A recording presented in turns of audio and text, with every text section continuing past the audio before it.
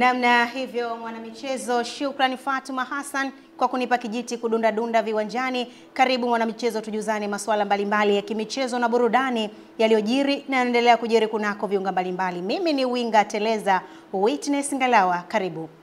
Na moja kwa moja taarifa yangu inaanzia visiwani Zanzibar, wakati mashabiki wa soka nchini wakiusubiri kwa hamu mchezo wa fainali ya pili ya kombe la shirikisho barani Afrika dhidi ya Simba na RS Berkane huko nchini Morocco, mchezo ambao utachezwa tarehe 25 mwezi huu katika dimba la New Amani Complex Zanzibar.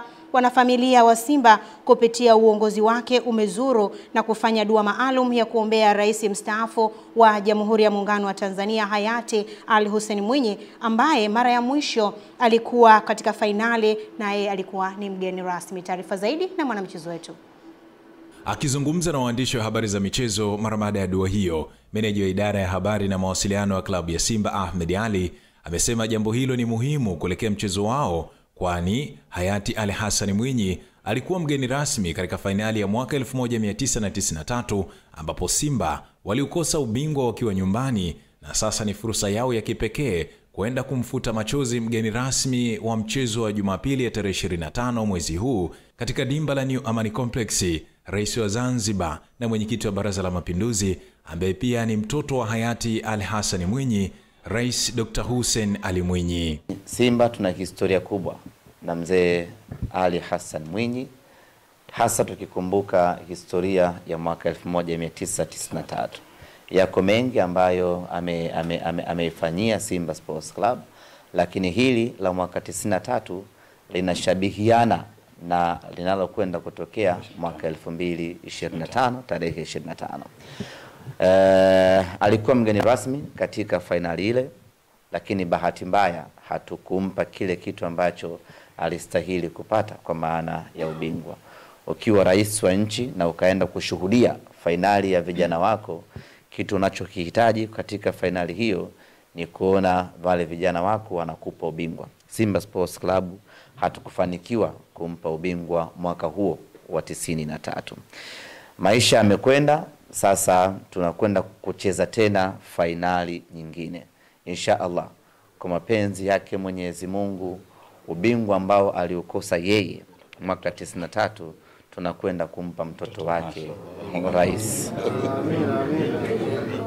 Kwa upande wa mjumbe wa bodi ya Simba Asha Baraka na mwenyekiti wa zamani wa klabu ya Simba Hassan Dalali wameeleza umuhimu wa tukio hilo ambalo ni sehemu ya kupata baraka, na wanaamini kwamba kuelekea mchezo wa fainali wanataraji kwenda kufanya vizuri na kutoa ubingwa na kuubakiza hapa nchini. Tuna historia naye kubwa sana, na mimi siwezi kuzungumza mingi sana.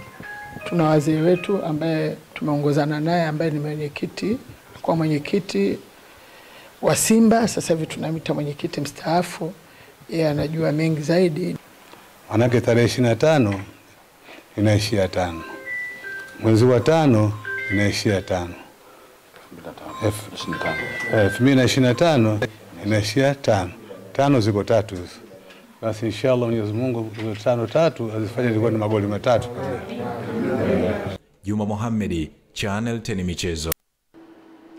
Wana fainali hao wa Simba wakiendelea na maandalizi kuelekea mchezo wao wa mkondo wa pili wa fainali ya kombe la shirikisho barani Afrika, na leo kama ambavyo tumeona wameenda kufanya dua ya kumwombea hayati mzee wetu Ali Hassan Mwinyi. Kwingineko ni uongozi mpya wa chama cha mpira wa miguu kwa watu wenye ulemavu nchini TAF umeweka wazi mipango na mikakati ya kuhakikisha soka kwa upande wa watu wenye ulemavu linarejea kwenye ubora na ushindani wa hali ya juu zaidi ya hapo awali, ambapo bendera ya taifa ilikuwa kileleni kupitia mashindano ya kombe la dunia. Taarifa zaidi na mwanamchezo wetu. Akizungumza na Channel 10 Michezo katika mahojiano maalum, Julius John ameweka wazi mipango yao mara baada ya kushinda uchaguzi mkuu uliofanyika juma lililopita, ambapo kwanza wanatarajiwa kuhakikisha kuna kuwa na ligi ambayo itasaidia kuwapata wachezaji wa timu za taifa. Moja au mikakati yetu ya kuhakikisha deni hili tunalitimiza ama tunalilipa kwa ukubwa zaidi, moja ni kuhakikisha tutakuwa tuna ligi. Tumepanga ndani ya miezi hii mitatu tutakuwa na ligi, kwa sababu uwezi ukawa ili uwe na timu bora lazima uwe na ligi. Kwa hiyo tunafikiria tunaweza tukaanza hata kwa ligi ya timu 8 kwa sababu ya uchache wa vifaa, fedha na hata timu zenyewe bado sio nyingi. Kwa hiyo kwa kuanza tunafikiria kwa mwaka huu tutaanza walau na ligi ya timu 8. Katika hatua nyingine, Julius John amewataka Watanzania kuwaunga mkono katika shughuli zao za kiutawala, huku akiweka wazi matarajio yao na kurejesha kwenye chati timu ya Tembo Warriors katika anga la kimataifa. Tutashirikiana na taasisi mbalimbali ambazo zinahusika na mambo hayo pamoja na sisi ili kuweza kutoa elimu na kufanya clinic ili kuweza kupata wachezaji kutoka ngazi mbalimbali, kutoka mikoa mbalimbali, na hatimaye wachezaji hao ndo wanaweza wakaja wakaunda timu ya taifa iliyo bora. Na mimi niwahakikishie wawe na imani na sisi, na ni ahadi ninawaahidi timu itarudi ikiwa imara zaidi na itafanya makubwa zaidi ya yale ambayo timu iliyafanya awali. Shabani Mpute, Channel 10 Michezo. Shukrani Shabani Mpute kwa taarifa hiyo. Jamii imetakiwa kutoa ushirikiano na kipaumbele kwa watu wenye ulemavu ili kuifanya kundi hilo lishiriki kwa wingi kwenye sekta ya michezo kitaifa pamoja na kimataifa kwa manufaa yao na taifa kwa ujumla. Wito huo umetolewa na katibu wa chama cha mpira wa kikapu kwa watu wenye ulemavu TWBA Abdallah Mpogole wakati wa mahojiano maalum na Channel 10 Michezo ambayo ilitaka kufahamu mwamko wa watu wenye ulemavu katika kushiriki mchezo wa mpira wa kikapu. Wachezaji hao wanaweza kutenda na kufanya kama ambavyo watu wengine ambao si hawana ulemavu wanaweza kutenda. Na tunaliona hili kwa sababu ya michezo mbalimbali ambayo tumeshiriki na hizi timu tulizonazo. Watu wanafanya vitu vikubwa sana. Kwa hiyo ni kipindi cha jamii kujua kwamba hakuna ambalo linashindikana kwa watu wenye ulemavu, ili mradi tu wakishikwa mkono. Fursa ziko nyingi za hasa kuondokana na tunasema na hali ngumu za kiuchumi. Ni rahisi kwa watu wenye ulemavu kwa sababu mtu mwenye ulemavu anaweza kucheza mchezo zaidi ya mmoja.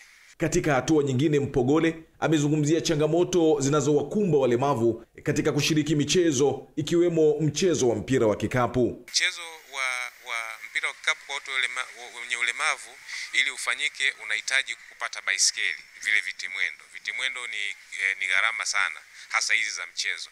Gharama ya kitimwendo kimoja labda inakaribia milioni 3. Ukiangalia kwenye mifumo ya kawaida na hali yetu tulionayo ni kitu ambacho ni kigumu sana. Kwa hiyo eneo hilo ni kubwa sana, lakini eneo la tatu ni jamii kwanza kukubali kwamba walemavu wanaweza kushiriki katika michezo. Walemavu wanaweza kufanya kama vile ambavyo watu wazima wanaweza kufanya. Mimi ni Jumaa Abdurrahmani na hii ni Channel 10. Wadau wa michezo nchini wametakiwa kuyaunga mkono mashindano ya mpira wa miguu yaliyoandaliwa na bondia wa ngome za kulipwa hapa nchini Mfaume, yakiwa na lengo la kuibua na kukuza vipaji vya soka kwa kata ya Mabibo. Akizungumza na waandishi wa habari za michezo wakati wa hafla ya draw ya robo finali ya mashindano hayo, bondia Mfaume amesema kuwa lengo la mashindano hayo ni kuunga mkono jitihada za Rais Daktari Samia Suluhu Hassan katika sekta ya michezo hapa nchini. Bega na mama imeonyesha ukubwa wake, na yote ni kuunga mkono juhudi zinazofanywa na Dr. Samia Suluhu Hassan katika sekta ya michezo hapa nchini Tanzania. Siwezi kuangalia nimepoteza kitu gani, kwa sababu bajeti inatoka mfukoni kwangu. Wasanii kila na sio leo toka mashindano yanaanza. Kwa hiyo kilio changu kubwa wadhamini. Siwezi kumilia mtu naomba lakini kupitia mama, tunajua mama tunakupenda wa Tanzania na Tanzania na matajiri wengi kama alivyosema ndugu yangu Said Chino. Kuna uwezekano mkubwa sana mashindano yetu haya yakapata sponsor yakawa na ubora, kwa sababu kuna vijana wanacheza mpira mama, nikiangalia mimi mwenyewe machozi yanatoka nikiuliza huyu yuko Simba au Yanga au Azam, naambiwa huyu yuko Mabibo tu anachezea timu daraja la ajulikane.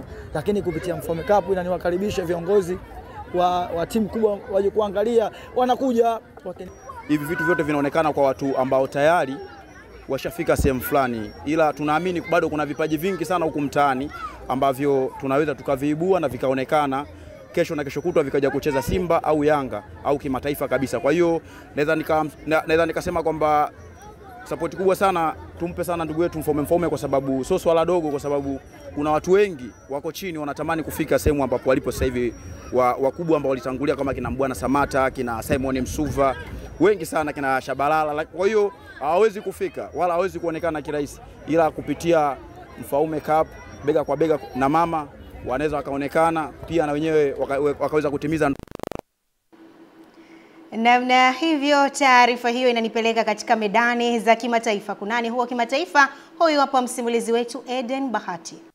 Karibu katika habari za michezo kimataifa, na leo tutaiangazia Serie A. Hatima ya ubingwa wa Scudetto msimu huu ni majira saa 4 kasorobo. Timu mbili zenye nafasi kubwa ya kutoa ubingwa huo zitashuka dimbani kutafuta alama 3 katika miji tofauti, ikiwa ni michezo ya mwisho ya Serie A. Napoli wenye alama 79 watawavaa Cagliari katika uwanja wa nyumbani Stadio Diego Armando Maradona mbele ya mashabiki 54,726.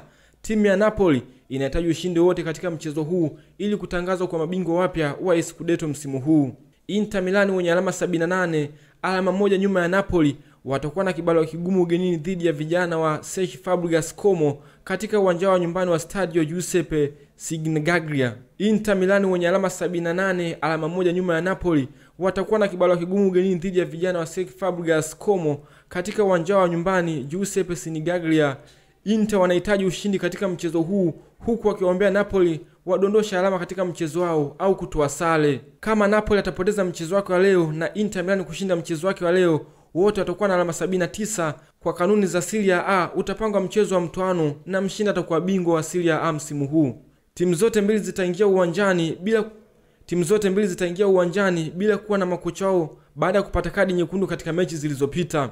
Kocha wa Napoli Antonio Conte alipata kadi Jumapili katika mchezo wao dhidi ya Parma, mechi iliyomalizika kwa sare ya 0-0, wakati Simone Inzaghi kocha wa Inter Milan alipata kadi nyekundu katika mchezo wao dhidi ya Lazio Jumapili, mechi iliyomalizika kwa sare ya 2-2. Eden Bahati, Channel 10 michezo kimataifa.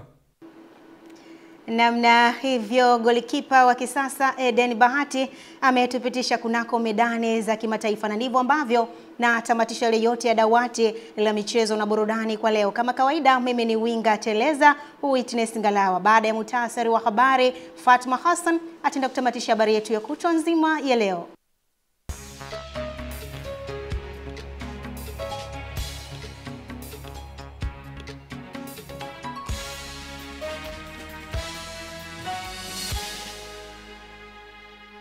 Makamu wa Rais wa Jamhuri ya Muungano wa Tanzania, Mheshimiwa Dr. Philip Mpango, atoa wito kwa nchi za Afrika kushirikiana ili kudhibiti janga la njaa na umaskini barani humo. Takriban watu 50 wameuawa na wengine wamejeruhiwa katika mashambulizi ya Israel usiku wa kuamkia leo katika eneo la Gaza. Na katika michezo, timu ya Simba yazuru kaburi la hayati Ali Hassan Mwinyi kuelekea mchezo wa fainali ya pili kombe la shirikisho barani Afrika utakaochezwa tarehe 25 mwezi huu katika uwanja wa New Amani Complex visiwani Zanzibar. Naam, asante sana Winga Teleza, ukipenda unaweza kumuita Witness Ngalawa, kwa kuweza kutupitisha kwa upande huo wa habari za michezo na burudani. Na ndivyo ambavyo tunahitimisha taarifa yetu ya habari ya kutwa nzima ya leo. Mimi ni Fatma Hassan, mwenzangu alikuwa ni Tito Makombe. Tunakutakia usiku mwema, naendelea kuitazama Channel 10.